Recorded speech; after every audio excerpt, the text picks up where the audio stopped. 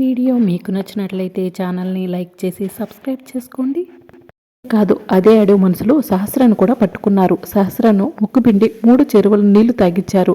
మీరు నమ్మకపోతే సహస్రాన్ని కూడా అడగండి అని విహారీ పద్మాక్షికి చెప్తూ ఉంటాడు. సహస్ర, విహారీ చెప్పేది నిజమా అని పద్మాక్షి సహస్రాను అడుగుతూ ఉంటుంది. అవునమ్మా, నిజం.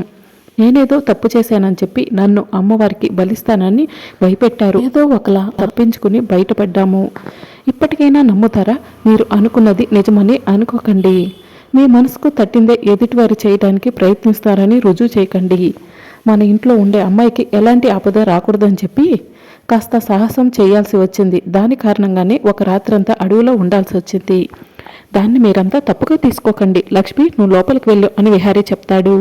ఇక విహారీ సహస్ర దగ్గరికి వెళ్ళి, సహస్ర, నువ్వు అసలు లక్ష్మిని పార్టీకి తీసుకురాకుండా ఉండుంటే కనుక ఇంత అనర్థం జరిగేది కాదు. పార్టీ అంతా లక్ష్మి నువ్వు తీసుకురావటం వల్లే అస్తవ్యస్తమైంది. ఈసారి నుంచైనా ఏదైనా పని చేసేటప్పుడు కాస్త ఆలోచించి అర్థం ఉండేలా చెయ్యి అని విహారీ సహస్రకు చెప్పి అక్కడి నుండి వెళ్ళిపోతాడు.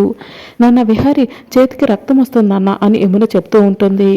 ఇది ఆ అడవి మనుషుల వల్ల అయిన గాయం వల్ల వస్తున్న రక్తం అమ్మ. ఆ అడవి మనుషులు చేసిన గాయం కన్నా కూడా ఈ అయిన వాళ్ళు అన్న మాటల వల్ల, అనుమానం వల్ల ఎక్కువ బాధ అనిపిస్తుంది అని విహారీ చెప్తూ ఉంటాడు. బావా, సారీ బావా, నువ్వు ఎక్కడ నాకు దూరం అయిపోతావనని నేను అలాంటి మాటలు మాట్లాడాను.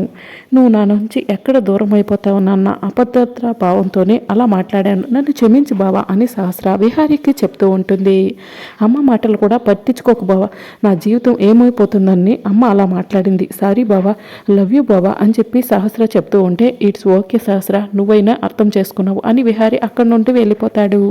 ఇక సహస్ర ఒంటరిగా నిల్చుని విహారీ పసుపు, కనక మహాలక్ష్మి ఎరుపు తొక్కి ఇంట్లోకి రావటాన్ని గుర్తు తెచ్చుకుంటూ ఉంటుంది. అప్పుడే పద్మాక్షి వచ్చి, సహస్ర, ఒంటరిగా ఏం చేస్తున్నావు అని అడుగుతూ ఉంటుంది. నా జీవితంలో జరిగే మలుపుల గురించి ఆలోచిస్తున్నానని సహస్ర చెప్తూ ఉంటుంది. జీవితంలో జరిగే మలుపులు ఏంటివి అని పద్మాక్షి అడుగుతూ ఉంటుంది. లక్ష్మీ బావకు పెళ్లి జరుగుతుంటే అక్షంతలు వేయాల్సి వస్తుందేమో అని సహస్ర పద్మాక్షికి చెప్తూ ఉంటుంది. సహస్ర, ఏంటి ఆ మాటలు? నీకు పిచ్చి పట్టిందా అని పద్మాక్షి అడుగుతూ ఉంటుంది. 4 రోజులు జరిగిన విషయాలు గుర్తు తెచ్చుకుంటుంటే నాకు నిజంగానే పిచ్చి పట్టేలా ఉంది అని సహస్ర చెప్తూ ఉంటుంది. సహస్ర, నువ్వు ఎందుకు ఇలా మాట్లాడుతున్నావు? నాకు అర్థం కావటం లేదు అని పద్మాక్షి చెప్తూ ఉంటుంది. లేకపోతే ఏంటమ్మా, అసలు ఆ లక్ష్మి ఎవరో మనకు తెలియదు. లక్ష్మి మన ఇంట్లో ఎందుకు ఉంటుందో తెలియదు. లక్ష్మిపై, బావపై మనకి ఎందుకు అనుమానం కలుగుతుందో తెలియదు అని సహస్ర పద్మాక్షికి చెప్తూ ఉంటుంది. లక్ష్మి ఇక్కడ, విహారీ ఎక్కడ? నక్కకి నాగలోకానికి ఉన్నంత తేడా ఉంది. నువ్వు అనవసరంగా లేనివన్నీ కూడా ఆలోచించి టెన్షన్ పడుతున్నావు అనిపిస్తుంది అని పద్మాక్షి సహస్రను అంటూ ఉంటుంది. అప్పుడే అంబిక వస్తుంది. సహస్ర అన్న దాంట్లో నిజముందక్క అని అంబిక చెప్తూ ఉంటుంది. నువ్వు కూడా ఏంటి అంబిక అని పద్మాక్షి అడుగుతూ ఉంటుంది. ఇందాకలా బావ అడుగుజాడల్లో ఆ లక్ష్మి అడుగుజాడల్లో పడ్డాయి అంటే ఏంటమ్మా, వాళ్ళిద్దరికీ 7 అడుగులు పూర్తయినట్టే కదా, ఆ లక్ష్మికి అన్నీ కలిసి వస్తున్నాయి అని సహస్ర పద్మాక్షికి చెప్తూ ఉంటుంది.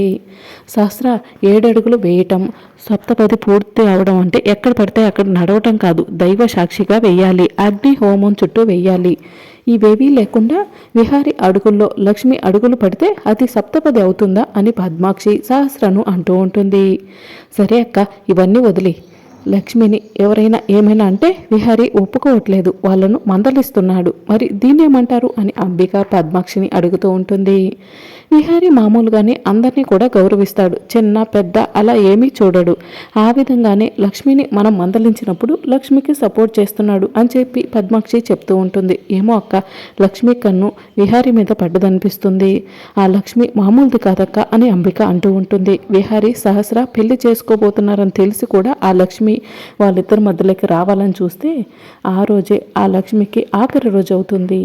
ఆ లక్ష్మి విహారీ మీద మనసు పడిందని తెలిసిన, విహారీ ఆలోచనలో లక్ష్మి ఉందని తెలిసిన ఆ రోజే దానికి నరికి పోగులు పెడతాను అని పద్మాక్షి చెప్తూ ఉంటే, ఏమోనమ్మా, వీలు కుదిరితే ఆ లక్ష్మికి పెళ్లి చేసి పంపించడమో లేకపోతే లక్ష్మిని ఇంట్లో నుంచి బయటికి గెంటేయడమో మంచిదనిపిస్తుంది. అప్పటి వరకు నాకు ప్రశాంతత ఉండదు అని శాస్త్ర చెప్తూ ఉంటుంది.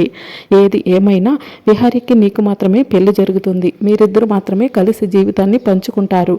అప్పటి వరకు ప్రశాంతంగా ఉండు, ఏమీ ఆలోచించకు అని పద్మాక్షి సహస్రకు చెప్పి అక్కడి నుండి వెళ్ళిపోతుంది. చూడు సహస్ర, క్లారిటీగా ఆలోచిస్తే ఎప్పుడు ఏం జరుగుతుందో తెలీదు, ఏం జరిగినా రిసీవ్ చేసుకోవడానికి రెడీగా ఉండు అని అంబిక సహస్రకు చెప్పి అక్కడి నుండి వెళ్ళిపోతుంది. ఇక కనక మహాలక్ష్మి కిచెన్లో పని చేస్తూ ఉంటుంది. అప్పుడు యమున వచ్చి లక్ష్మి అని చెప్పి పిలుస్తూ ఉంటుంది. వస్తున్నానమ్మా అని కనక మహాలక్ష్మి యమున దగ్గరికి వెళ్తుంది. ఏమైనా కావాలమ్మా అని కనక మహాలక్ష్మి అడుగుతూ ఉంటే అవును కావాలి అని యమున చెప్తూ ఉంటుంది. ఏం కావాలో చెప్పండి అమ్మా తీసుకొస్తాను అని కనక మహాలక్ష్మి చెప్తూ ఉంటుంది. నాకు కావాల్సింది నీ చేతుల్లో లేదు, నువ్వు ఆలోచించే విధానంలో ఉంది అని యమున చెప్తూ ఉంటుంది. నేను ఆలోచించే విధానంలోనా అంటే కనక మహాలక్ష్మి అడుగుతూ ఉంటుంది. నువ్వు సంతోషంగా ఉండటం కావాలమ్మా, నువ్వు స్వేచ్ఛగా ఉండటం కావాలి. నువ్వు ఎప్పటికీ ఈ ఇంట్లో సంతోషంగా ఉండలేవు.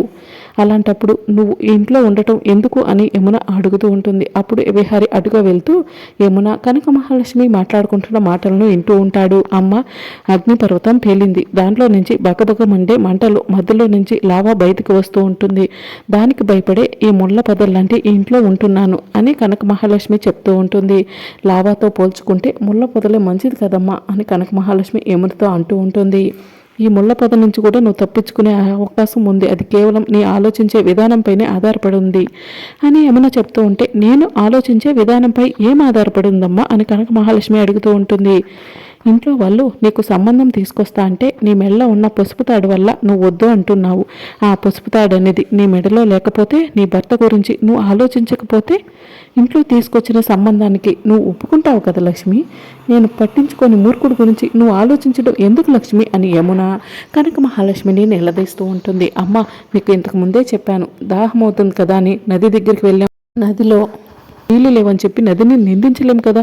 ఎండిపోవడం నది చేసిన తప్పు కాదు, ఆ నీటిని ఆవిరైపోయేలా చేసిన సూర్య భగవానుడిదే అసలు తప్పు. ఇక్కడ ఎండిపోయిన నది భర్త, ఆయన చుట్టూ ఉన్న పరిస్థితులే ఆ సూర్య భగవానుడే అని లక్ష్మి చెప్తూ ఉంటే, ఏంటి లక్ష్మి, ఎన్నిసార్లు చెప్పినా నీ గురించి పట్టించుకొని నీ భర్త గురించే మాట్లాడతావు. నీకు ఒక మంచి సంబంధం చూస్తాను, నువ్వు అతనితో సంతోషంగా ఉండు అని యమున చెప్తూ ఉంటే, అమ్మ, మీరు నాకు ఇచ్చే సంతోషంలా అనిపించదు, విషంలా అనిపిస్తుంది. విషం లాంటి బ్రతకడం కంటే చావటమే మేలు అని కనక మహాలక్ష్మి అంటుంది. నేను మోసం చేసిన వాడి గురించి ఆలోచించుకుంటూ నీ జీవితాన్ని, నీ బ్రతుకుని నువ్వే మోసం చేసుకుంటున్నావు అని యమున అంటూ ఉంటే, దయచేసి ఆయన్ని అన్ని మాటలు అనకంటమ్మా, ఆయన నాకు ఏ మోసం చేయలేదు, ఏ ద్రోహం చేయలేదు అని లక్ష్మి చెప్తూ ఉంటుంది. ఒక ఆడదాన్ని నడి రోడ్డు మీద వదిలేసిన వాడును మోసగాడు, ద్రోహి అని అంటాడు అని యమున కనక మహాలక్ష్మికి చెప్తూ ఉంటుంది. ఇక అప్పుడే విహారీ చేయి తగిలి ఫ్లవర్ వాజ్ కింద పడుతుంది. ఎవరక్కడ అని యమున అడుగుతూ ఉంటుంది. నేనేనమ్మా అని చెప్పి విహారీ చెప్తూ ఉంటాడు. ఏంటి విహారీ ఇలా వచ్చావు అని యమున అడుగుతూ ఉంటుంది. ఫోన్ వచ్చిందమ్మా, సిగ్నల్ లేదు, అందుకే బయటకు వచ్చాను. నువ్వేంటమ్మా ఇక్కడ అని విహారీ అడుగుతుంటాడు. నాకు కూడా ఊసిపోవట్లేదు విహారీ, అందుకే ఇలా వచ్చి లక్ష్మితో మాట్లాడుతున్నాను. అమ్మ లక్ష్మి, ఇలారా, నీతో కాస్త పనుంది అని చెప్పి యమున లక్ష్మిని తీసుకుని పక్కకు వెళ్తుంది. లక్ష్మి మెడలో 3 ముళ్ళు వేసిన మోసగాన్ని నేనే, లక్ష్మిని నడి రోడ్డు మీద వదిలేసిన ద్రోహిని కూడా నేనేనమ్మా. నువ్వన్నట్టు లక్ష్మికి మంచి జీవితం ఇచ్చిన తర్వాతే నా జీవితం గురించి ఆలోచిస్తాను అని చెప్పి విహారీ మనసులో అనుకుంటూ ఉంటాడు. ఇక మరోవైపు ప్రకాష్ ఆలోచిస్తూ ఉంటాడు. అప్పుడే ప్రకాష్ దగ్గరకు ఒక అతను వచ్చి, ఏం ఆలోచిస్తున్నావు, హైదరాబాద్ని ఎలా అమ్ముతామని ఆలోచిస్తున్నావా అని అడుగుతుంటాడు. వస్తుందిరా, తప్పకుండా ఆ రోజు వస్తుంది, హైదరాబాద్ని అమ్ముతాను అని చెప్పి ప్రకాష్ చెప్తూ ఉంటాడు. మరి ఇప్పుడేం ఆలోచిస్తున్నావు అన్న అతను అడుగుతుంటాడు. కనక మహాలక్ష్మిని నా గుప్పిట్లోకి ఎలా తీసుకొచ్చుకోవాలా అని ఆలోచిస్తున్నా అని ప్రకాష్ చెప్తూ ఉంటాడు. ఎందుకన్నా విహారీతో మంచిది కాదు అని అతను చెప్తూ ఉంటే, వాళ్ళ గుట్టు నా చేతుల్లో ఉందిరా అని చెప్పి ప్రకాష్ కనక మహాలక్ష్మి ఫోన్ చేస్తూ ఉంటాడు. కనక మహాలక్ష్మి ఫోన్ లిఫ్ట్ చేయదు. ఈ కనక మహాలక్ష్మి ఏంట్రా నా ఫోన్ లిఫ్ట్ చేయట్లేదు అని ప్రకాష్ తన పక్కన ఉన్న అతనితో అంటూ ఉంటాడు. నువ్వు సినిమా హీరోవా లేకపోతే సీఎంఓ, పరిగెత్తుకుంటూ వచ్చి ఆ కనక మహాలక్ష్మిని ఫోన్ లిఫ్ట్ చేయడానికి అని చెప్పి అతను అంటూ ఉంటాడు. వస్తుందిరా, ఆ రోజు కూడా తప్పకుండా వస్తుంది.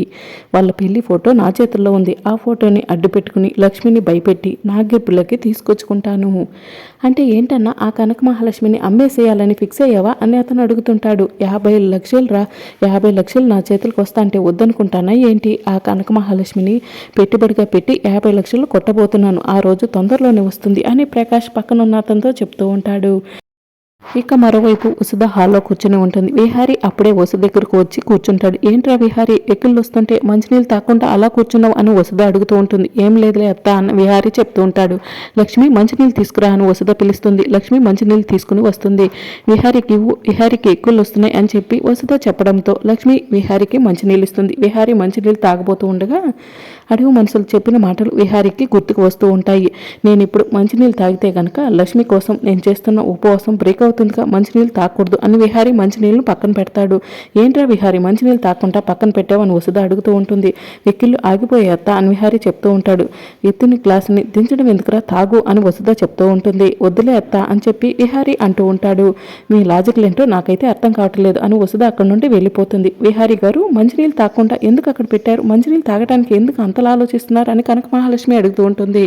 ఏం లేదులే లక్ష్మి, నువ్వు చిన్న విషయాన్ని కూడా అంతగా ఆలోచించుకో అని చెప్పి విహారీ అక్కడి నుంచి వెళ్ళిపోతాడు. విహారీ గారు దేని గురించో ఆలోచిస్తున్నారు, ఏదో దాచిపెడుతున్నారు అని కనక మహాలక్ష్మి మనసులో అనుకుంటూ ఉంటుంది.